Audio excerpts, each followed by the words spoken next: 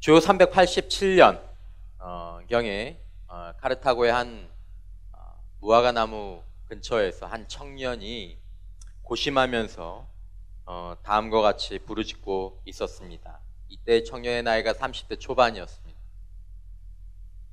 영혼 깊숙이 숨겨져 있는 내 인생의 비참함이 그대로 눈앞에 드러났고 강한 폭풍이 내 영혼을 흔들더니 눈에서는 눈물이 폭우처럼 쏟아지기 시작했습니다. 홀로 조용히 통곡하고 싶었습니다. 나는 알지도 못하는 사이에 무화과 나무 아래 땅에 엎드렸는데 눈에서는 눈물이 폭포처럼 흘렀습니다. 나는 여전히 죄악의 포로일 뿐이라는 생각 때문에 괴로움과 고통 속에서 부르짖었습니다. 오 주님, 언제까지 내일 할 것입니까? 왜 지금은 안 됩니까? 왜 저의 더러운 생활을 이 순간에 깨끗이 끝내지 못합니까? 이 청년이 어거스틴입니다. 기독교 역사상의 사도 바울 다음으로 위대한 지성이라고 얘기하고 기독교 신앙에서뿐만 아니라 인류 역사 어떤 신학자는 500년에 한 번이나 나올까 말까 한 사람이라는 평을 갖고 있는, 그리고 지금 여러분들도 우리 교회 가르치는 신학의 어떻게 보면 기초가 이 어거스틴에게서 정리됐던 사람이 바로 이 어거스틴입니다. 그의 회심에 관한 영상 잠깐 한번 보도록 하겠습니다.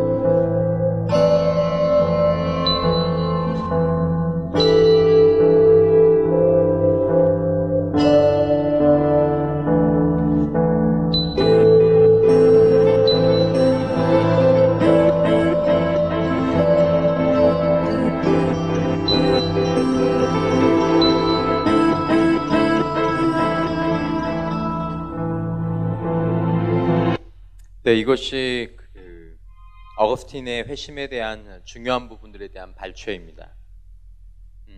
고백록에 보면 이 당시 일들을 조금 더 상세히 기록하고 있는데 이렇게 기록하고 있습니다. 이런 질문을 던지며 애통하는 마음으로 참회하고 나는 울었습니다. 그때 갑자기 이웃집에서 한 음성이 내 귀에 들려왔습니다. 소년의 음성인지 소녀의 음성인지 구분할 수 없었지만 계속해서 반복되는 노래의 가사말은 다음과 같았습니다. 집어들어 읽어라. 집어들어 읽어라. 그 순간 나는 고개를 들고는 그 노래가 흔히 어린아이들이 부른 노래인가를 조심스럽게 생각해 보았습니다. 그러나 그 노래는 결코 전에 들어본 적이 없는 그러한 노래였습니다. 나는 흐르는 눈물을 억제하고 땅바닥에서 일어났습니다. 그 음성은 분명 내게 명령하시는 하나님의 음성이라고 생각했습니다. 속히 돌아가서 성경책을 펴들고 읽으라는 하나님의 명령이라고 해석했습니다. 그는 바로 벤치로 돌아가 그곳에 두었던 성경을 펴들고 제일 먼저 눈길이 닿는 부분을 읽었습니다. 로마서 13장 14절 오직 주 예수 그리스도로 옷 입고 정욕을 위하여 육신의 일을 도모하지 말라. 그는 이렇게 적습니다. 이 구절을 다 읽자마자 순식간에 확신의 빛이 내 마음속을 비추어 내 속에 있던 모든 의심의 먹구름을 물리쳐 주었습니다. 이제 주님은 나를 변화시키셨고 그리하여 나의 소망은 이 세상에 있지 않게 되었습니다. 오히려 믿음의 법 위에 굳게 서게 되었습니다. 어거스틴은 이 이후로 위대한 그리스도교 사상가로서의 여정들을 또 신학가로서의 여정들을 이때부터 시작하게 됩니다. 트럼프 롱맨이라는 신학자는 성경에 대해서 쓰면서 성경은 삶을 변화시키는 씨앗과 같다라는 표현을 했습니다. 삶을 변화시키는 씨앗과 같다. 여러분, 이 어거스틴은 여러분들이 아는 것처럼 모니카라는 좋은 믿음의 어머니를 둔 아들이었습니다. 어머니의 무릎에서 어머니 하나님의 말씀을 듣고 경험했고 그 말씀을 알고 있었던 사람입니다. 그러나 그 말씀은 그의 삶과 상관이 없는 것 같았고 그 말씀은 그의 삶을 아무것도 바꿔놓지 못하는 것처럼 보였습니다. 그러나 살아계신 하나님께서 그의 삶에 찾아가셔서 말씀을 통해 그의 존재를 변화시키시고 그의 삶을 바꾸어 나가셨다라는 것입니다. 히브리서 4장 12절 말씀에 보면 하나님의 말씀은 살아있고 활력이 있어 좌우의 날선 어떤 곰보다도 예리하여 혼과 영과 및 관절과 골수를 찔러 쪼개기까지 하며 또 마음과 생각과 뜻을 판단한다라고 기록하고 있습니다. 여러분, 오늘도 하나님은 당신의 말씀으로 존재를 변화시키시고 삶을 변화시키고 계십니다. 그리고 오늘도 저와 여러분들에게 말씀하시는 것입니다. 하나님은 어거스틴에게뿐만 아니라 당신의 백성들에게 오늘도 끊임없이 집어들고 읽어라, 톨렛에게 집어들고 읽어라 라고 끊임없이 권유하시는 하나님이시다라는 것입니다. 여러분, 옛날 이스라엘 백성들이 가나안 땅을 눈앞에 두고 있던 모압 광야에서 하나님께서는 모세를 통해서 말씀하셨습니다. 집어들고 읽어라. 신명기 4장 10절 말씀에 보면 내가 호렙산에서 내 하나님 여호와 앞에 섰던 날에 여호와께서 내게 이르시기를 나에게 백성을 모으라. 내가 그들에게 내 말을 들려주어 그들이 세상에 사는 날 동안 나를 경유함을 배우게 하며 그 자녀에게 가르치게 하리라 하시매.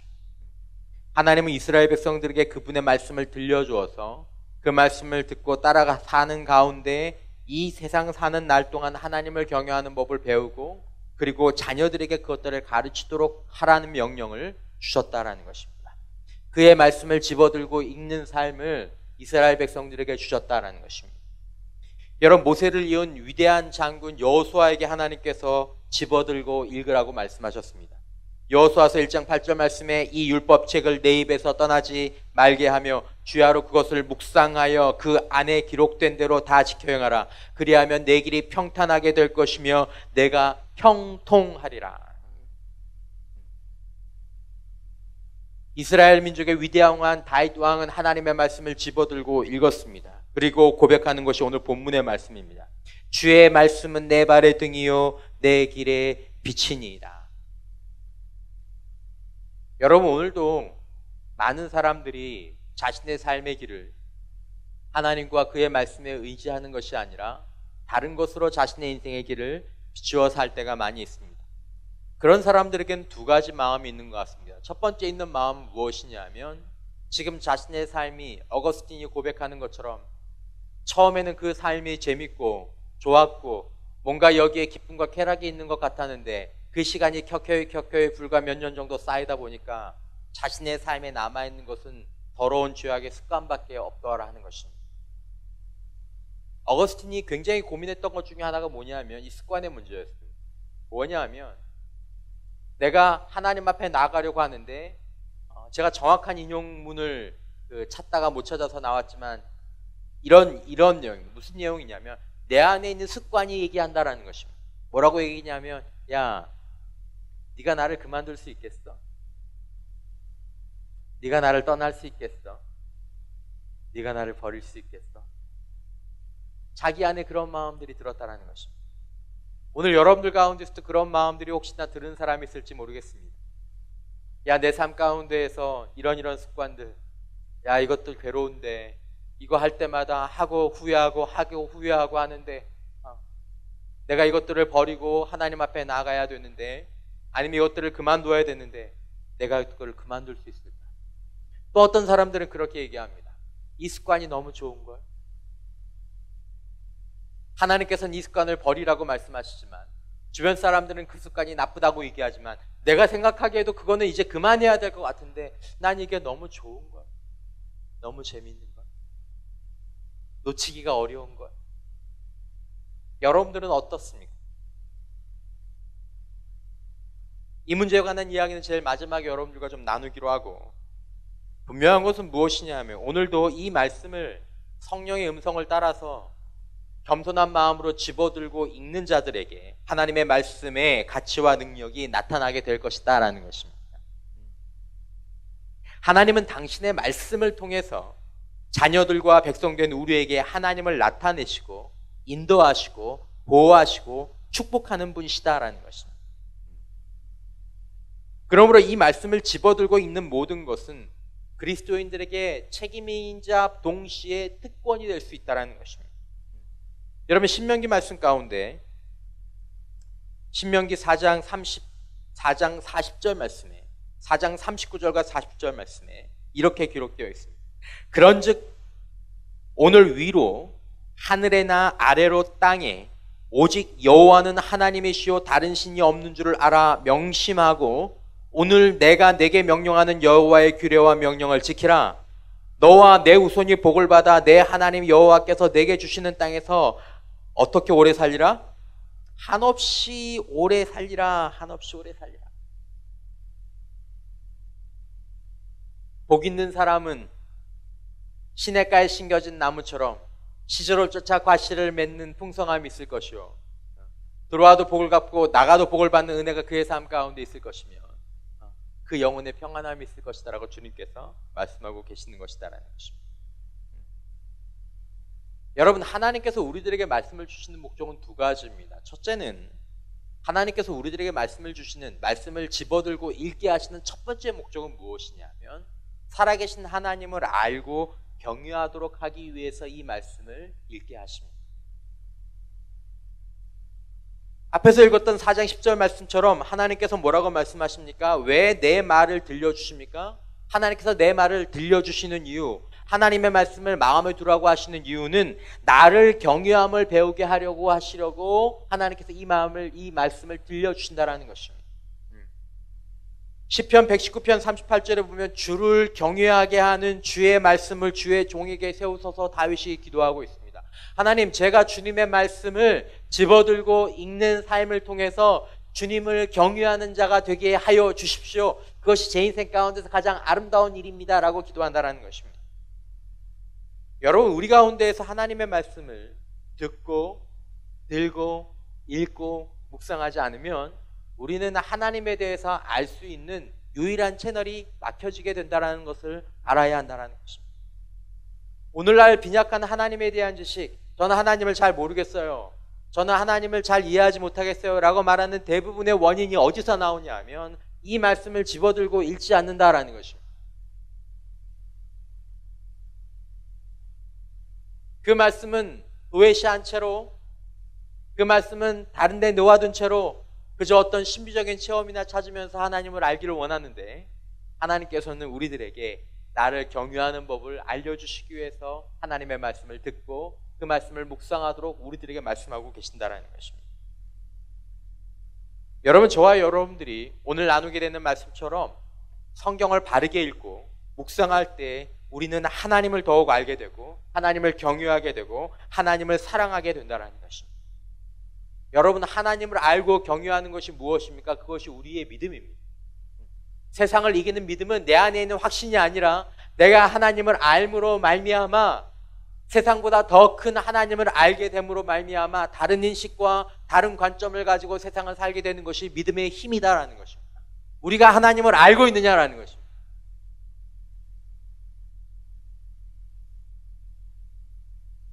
두 번째로 하나님의 말씀을 바로 읽고, 이 바로 읽는다는 것이 중요한 말씀인데, 바로 읽고 묵상할 때 우리에게 일어나는 변화는 우리의 존재와 삶이 변화되게 된다는 것입니다. 여러분, 하나님의 말씀을 읽을 때 여러분들이 두려워야 될 것들이 한 가지 있다면 무엇이냐면, 이 말씀을 읽으면 내가 변화될지 모른다라는 것입니다. 여러분, 변화되길 원하십니까? 아멘이십니까? 야, 정말이십니까? 지금보다 다른 삶이 돼도 괜찮습니까? 이것에 아멘이 크게 나올 거라고는 생각을 못했는데, 여러분 대단하십니다. 그렇군요. 할렐루야. 예. 여러분, 하나님의 말씀은 존재와 삶을 변화시키는 능력을 가지고 있다는 것을 알고 우리는 이 말씀 앞에 나가야 합니다. 지난주에도 본 말씀처럼 우리 디모데후서 3장 15절부터 17절까지의 말씀, 우리 다 같이 한번 이 말씀을 한번 같이 읽어볼까요? 시작. 또 어려서부터 성경을 알았나니 성경은 능히 너로 하여금 그리스도 예수 안에 있는 믿음으로 말미암아 구원에 이르는 지혜가 있게 하느니라. 모든 성경은 하나님의 감동으로 된 것으로 교훈과 책망과 바르게 함과 의로 교육하기에 유익하니 이는 하나님의 사람으로 온전하게 하며 모든 선한 일을 행할 능력을 갖추게 하려 함이라. 아멘. 여러분, 하나님의 말씀을 바르게 읽고 묵상하면 사람이 온전하게 된다는 것입니다. 그리고 사람이 선한 일을 행할 수 있게 된다는 것입니다. 괜찮습니까? 밤에 이상한 거 안 봐도 괜찮습니까? 말이 바뀌는데 괜찮겠습니까? 질투도 없어지는데 괜찮으시겠습니까? 이렇게 쉽게 아멘을 하다니. 뭘 믿고 아멘을 하시는지. 여러분, 우리는 성경에 대해서 먼저 생각해야 합니다. 여러분들 손에 있는, 또 핸드폰 안에 들어있는, 여러분, 성경은 책입니다. 그러나 일반적인 책이 아닙니다. 왜 일반적인 책이 아닙니까? 이 책의 말씀은 그 저자가 하나님의 감동, 즉 하나님의 영, 이것이 하나님께로부터 온 말씀, 이 저자가 하나님이시기 때문에 이것이 일반적인 책이 아닌 것입니다.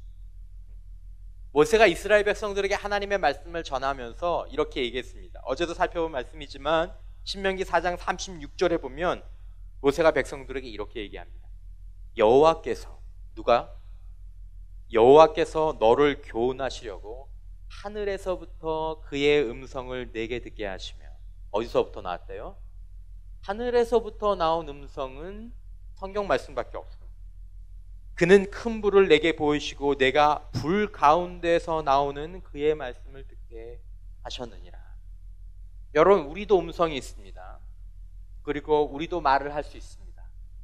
우리도 무엇인가 글을 그적일 수 있고, 그리고 우리가 무엇인가 언어를 통해서 전달할 수 있습니다. 그러나 여러분, 그것은 우리에게서 나온 것이고 땅에게서 나온 것이지만, 여러분들이 읽는, 여러분들 손에 있는, 또 여러분들이 갖고 있는 그 성경의 원저자는, 그 글은 어디서부터 온 것이냐 하면 땅이 아니라 하늘에서부터 온 것이고 거룩한 하나님의 임재의 불꽃과 불 가운데서 나온 하나님의 말씀이다라는 것입니다.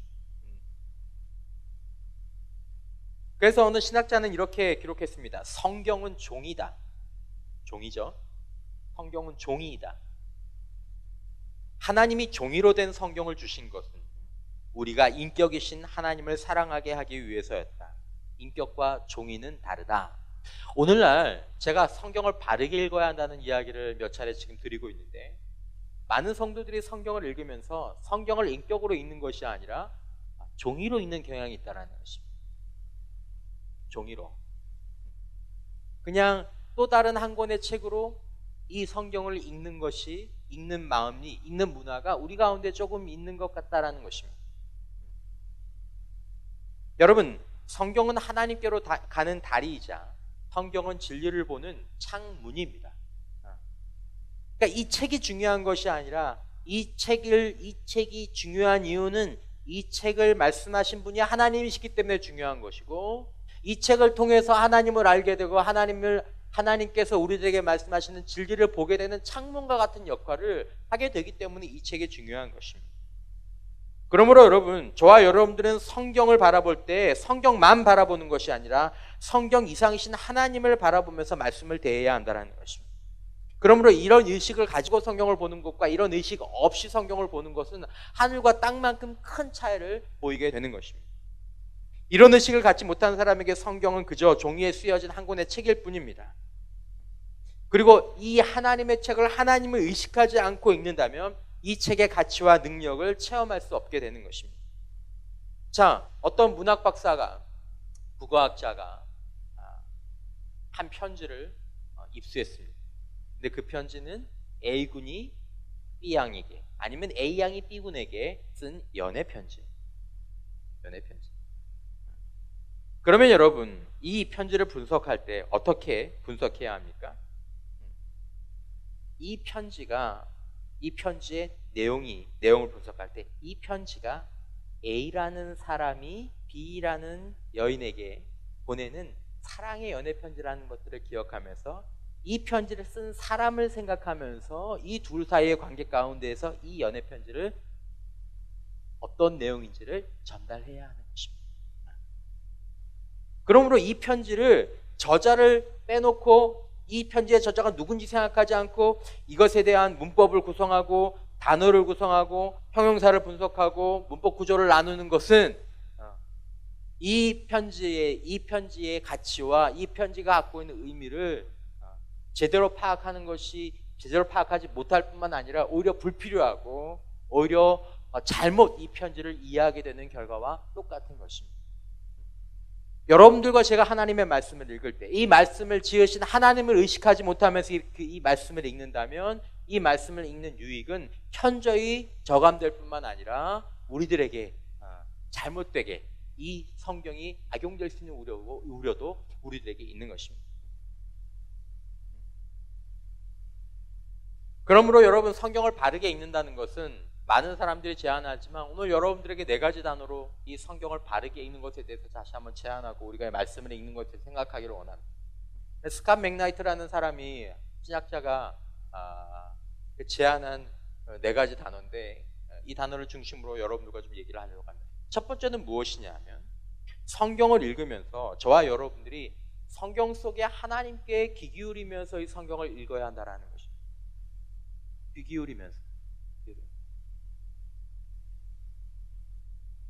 여러분들이 친구의 카톡을 보면 그 친구의 생각들을 귀 기울이면서 카톡을 보는 것처럼, 목사님의 카톡을 볼 때는 목사님을 귀 기울이면서 여러분들이 카톡을 보는 것처럼, 여러분들이 하나님의 말씀을 읽을 때는 누구에게 귀를 기울여야 한다는 것입니까? 하나님께 귀를 기울여야 한다는 것입니다. 왜냐하면 이 말씀이 하나님의 말씀이기 때문에, 하늘에서부터 나온 음성이고 불 가운데부터 나온 음성이기 때문에 그분 앞에서 이 말씀을 읽어야 한다는 것입니다.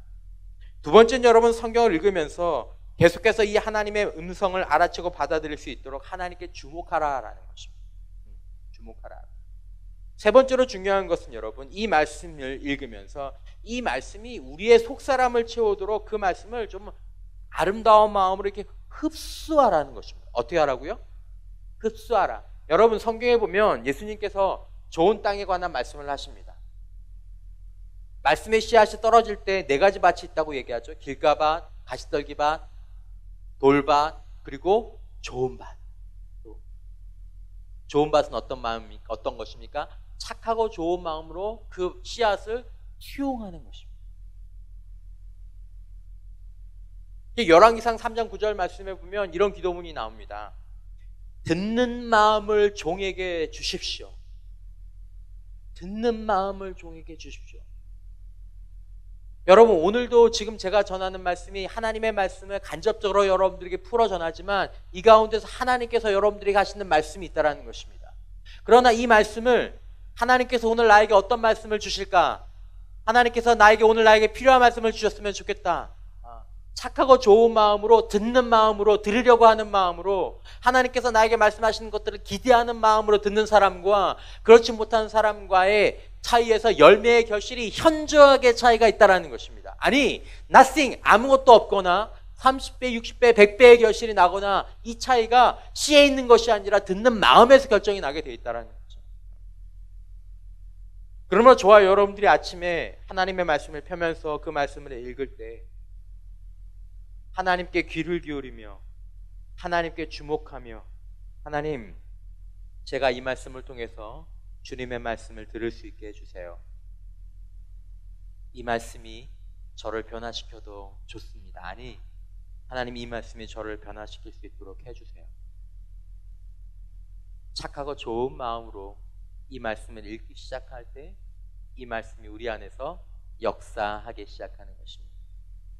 아주 드물게 예외적으로 강팍한 사람이 어느 날 우연히 교회에 와서 말씀을 듣고 중요한 계기를 맞는 경우가 있지만, 그렇다고 할지라도 그 사람이 신앙생활을 할 때에는 착하고 좋은 마음으로 하나님의 말씀을 들을 때만 그 사람의 마음 가운데 하나님의 말씀이 역사하기 시작한다는 것입니다.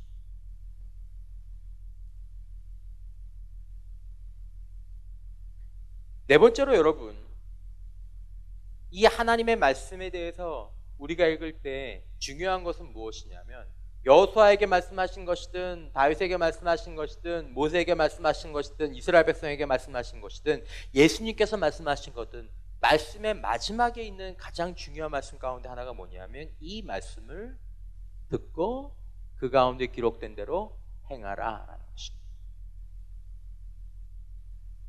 여러분은 행하는 말씀이 복이 있는 줄 믿으시기를 주님의 이름으로 축원합니다. 그럴 때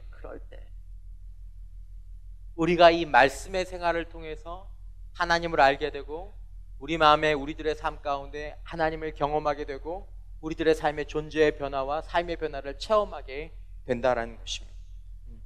그러므로 여러분, 우리의 삶 가운데에서, 우리 생활 가운데에서 이 말씀을 읽을 때 앞으로 여러분들과 제안하는 것이 바로 그것입니다. 이제 명절이 지나고 나면 이제 여러분들의 셀지기들과 부셀지기들은 아마 그룹 모여서 큐티를 시작할 겁니다. 안 하던 사람들은 큐티를 조금 더 시작하고, 그리고 셀에서는 말씀을 읽는 그런 문화들이, 또 그런 모습들이 조금씩 나타날 것들을 제가 권하고 또한 그것들을 놓고 기도할 것인데, 여러분, 앞으로 이제 여러분들이 말씀을 읽을 때 다음의 단계들을 꼭 기억하시고 이 말씀을 읽는다면 이 말씀이 여러분들과 저의 삶 가운데에서 이 말씀의 역사를 나타내게 할 것입니다. 첫 번째, 여러분, 말씀을 읽기 전에, 그것이 큐티가 됐던 아니면 통독이 됐던, 여러분 제일 먼저 여러분들이 했으면 하는 것이 무엇이냐 하면 하나님의 임재를 찬양하고 하나님 앞에 기도하라라는 것입니다. 이 말씀이 누구의 말씀입니까? 하나님의 말씀입니다. 여러분, 우리는 말씀을 읽으면서 이 말씀이 하나님의 말씀이라는 것을, 이 말씀을 하나님께서 우리에게 주신 말씀이라는 것을, 그 저자가 하나님이시라는 것을 망각하고 이 말씀을 읽을 때가 종종 있는 것 같습니다. 그러면 우리는 이 말씀에 있는 능력들을 체험할 수가 없습니다. 아까도 제가 낮에 우리 1대1 제자 훈련하면서 얘기했던 것처럼 앞으로 군대 가는 형제들에게, 또 군대 가는 형제들이 때때로 군대에서 자기가 교제하던 자매가 보내주는 편지들을 받아보게 되는데요. 여기 이제 훈련소 갔던 우리 형제들 특별히 알지만, 훈련소에서 정말 기다리는 게 뭐냐면 편지. 손편지. 우리 성민이 군대 갔는데 다음 주부터 아마 이제 편지 받아볼 수 있을 거예요. 성민아, 잘 있니? 춥지 않니? 너의 동글동글한 얼굴이 보고 싶구나. 여러분 인터넷에 여러분 잘 돼 있으니까 그렇게 뭐 몇 줄 적고 그리고 여러분들 함께 셀에서 찍은 사진 이런 것들 해가지고 착 주면 여러분 형제들이 그 편지를 읽으면서 이 편지를 읽으면서 누구를 떠올리겠습니까?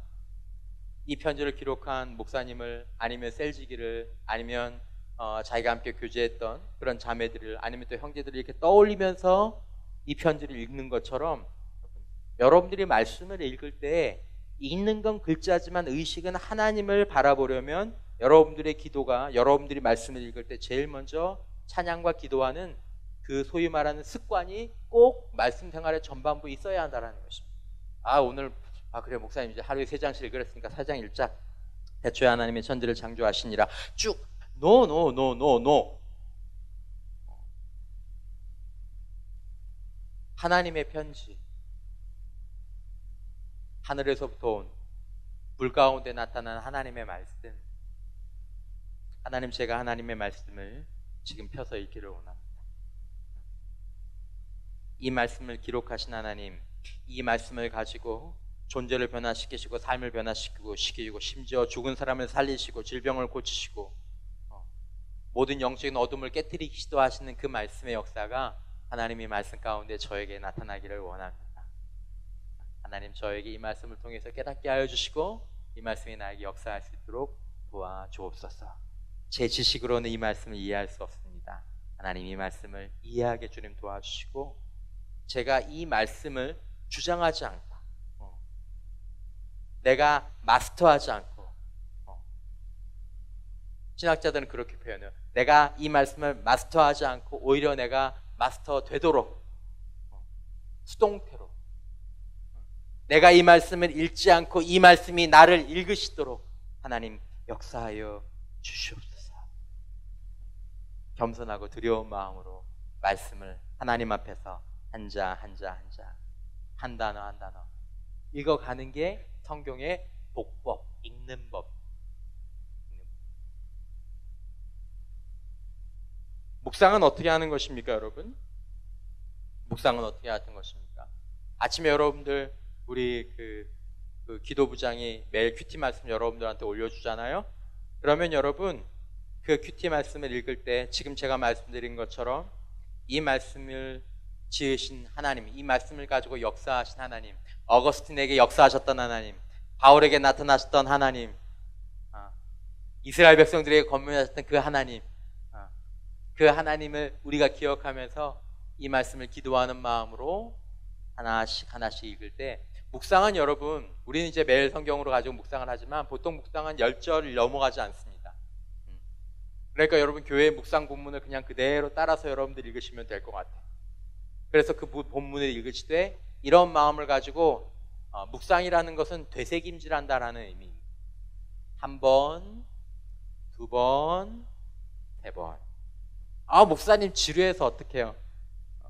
처음엔 좀 지루할지 모르겠지만 여러분들이 그 말씀을 조금씩 읽다 보면 그 말씀이 나에게 말을 걸어오는 것을 느끼게 될 것입니다.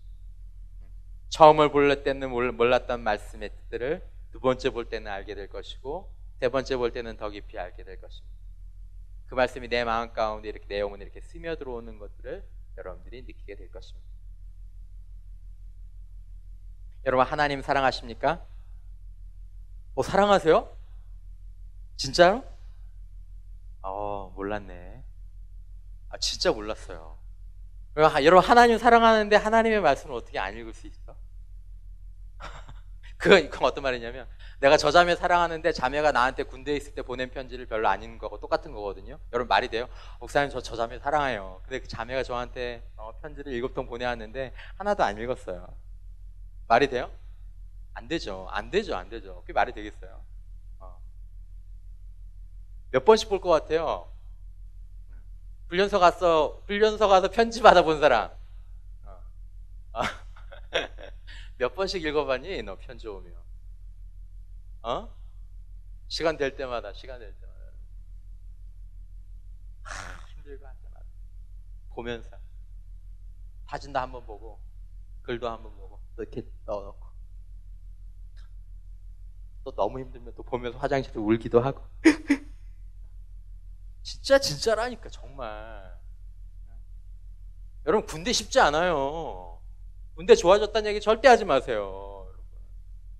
군대 쉽지 않아요. 니들이 가봐 쉬운지.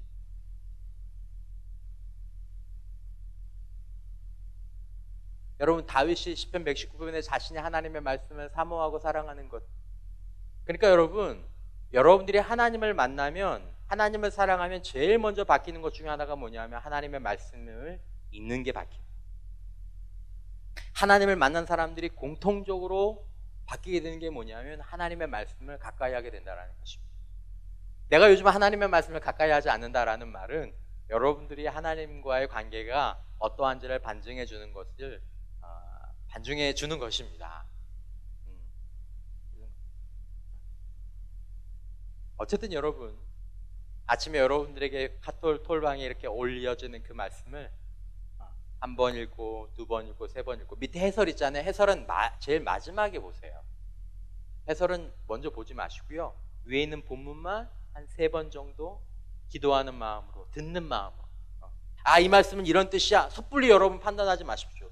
야, 이 말씀은 이런 말씀이야. 그렇게 하지 마시고, 여러분들이 오늘 이 말씀을 태어나서 처음 보는 것처럼, 목사님 저는 마태복음 말씀 많이 봤는데요. 아니, 그래도 내가 오늘 이 말씀을 처음 보는 말씀처럼 내 마음을 완전한 백지 상태로 놓고 성령께서 이 말씀을 통해서 하시는 나의 말씀에 귀를 기울이면서 천천히 기도하는 마음으로 한 번 보고, 두 번 보고, 3번 보면서 주님의 말씀을 여러분들이 읽고, 그리고 여러분들이 읽은 것들을 옆에 기록하고, 야, 이 말씀을 읽으니까 하나님께서 나에게, 아니면 이 말씀을 내가 읽고 나니까 내가 이렇게 살아야 될 것 같아.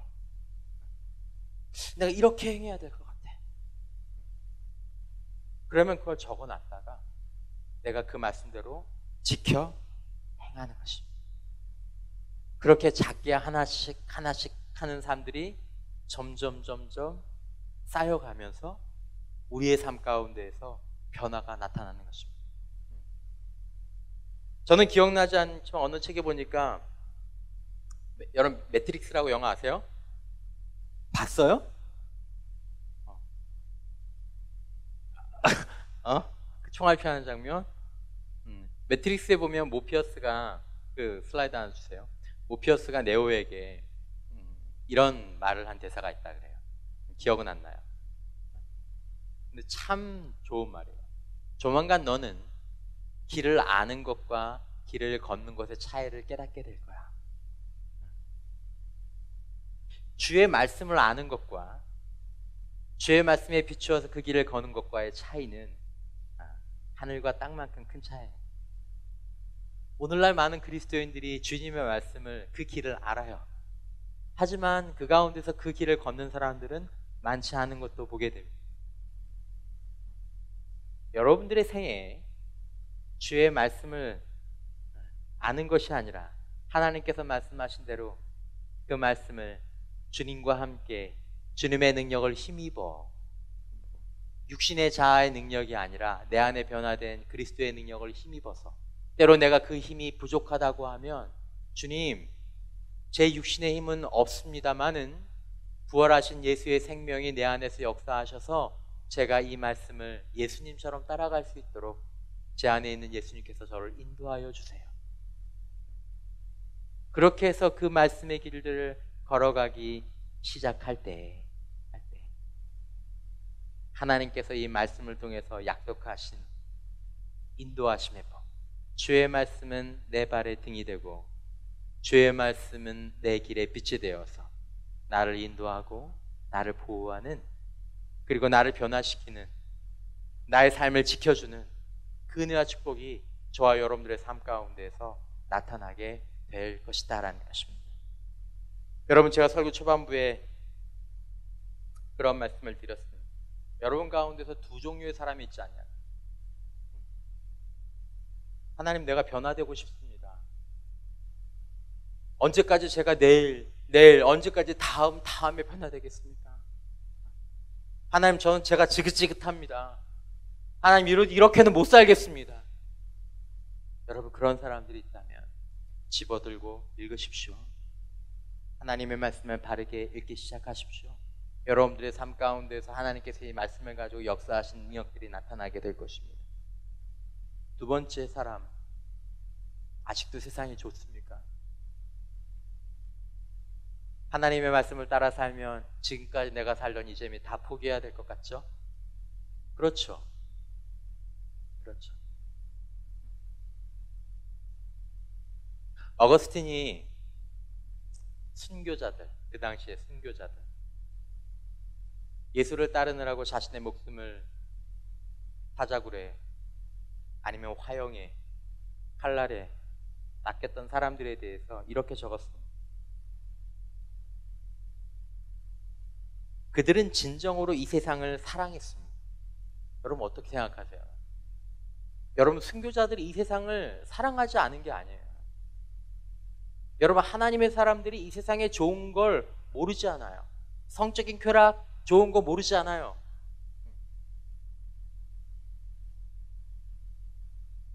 내가 술 먹고 방탕하게 사는 거 그 쾌락, 클럽을 드나들면서 사는 그 쾌락, 그게 좋은 걸 모르는 사람들이 아니에요.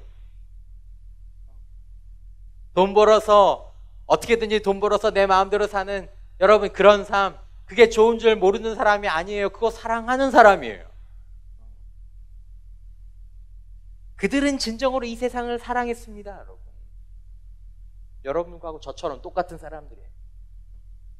다만 그들은 머지않아 사라져버릴 것들을 너무 사랑한 나머지 영혼에 대한 사랑을 하지 못하게 되는 것은 아닌지, 어느 것을 더 사랑해야 할지를 가늠해 보았을 뿐입니다.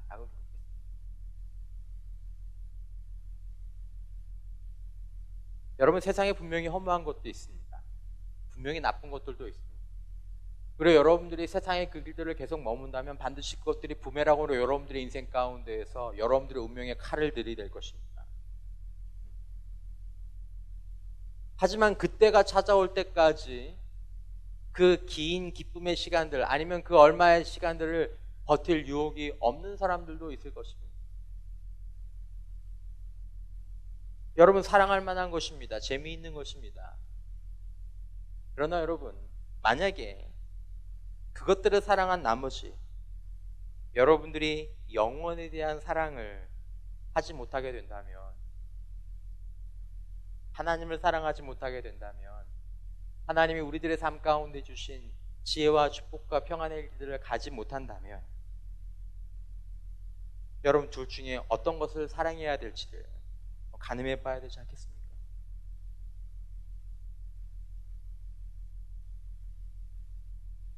여러분 주님의 말씀을 여러분들의 빛과 길로 삼는 것은 세상의 것을 여러분들의 길, 여러분들의 빛과 여러분들의 등으로 삼는 것을 내려놓는다라는 의미입니다. 이것이 나쁜 것, 이것이 좋은 것을 몰라서가 아니라 이것보다 더 좋은 것을 위해서 내가 이 길을 걸어가는 것이 순교자의 삶이고 그리스도인의 삶이고 하나님의 사람의 삶입니다.